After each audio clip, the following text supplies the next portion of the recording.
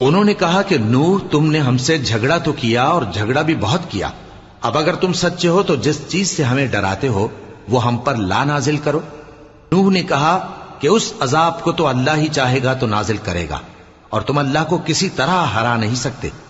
اور اگر میں یہ چاہوں کہ تمہاری خیر خواہی کروں اور اللہ یہ چاہے کہ تمہیں گمراہ رہنے دے تو میری خیر خواہی تم کو کچھ فائدہ نہیں دے سکتی۔ وہی تمہارا پروردگار ہے اور تمہیں اسی کی طرف لوٹ کر جانا ہے۔ کیا یہ لوگ کہتے ہیں کہ اس پیغمبر نے قرآن اپنے دل سے بنا لیا ہے؟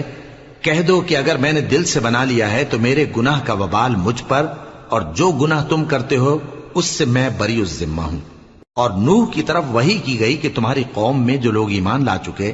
چکے ان کے سوا اور کوئی ایمان نہیں لائے گا، تو جو کام یہ کر رہے ہیں ان کی وجہ سے غم نہ کھاؤ،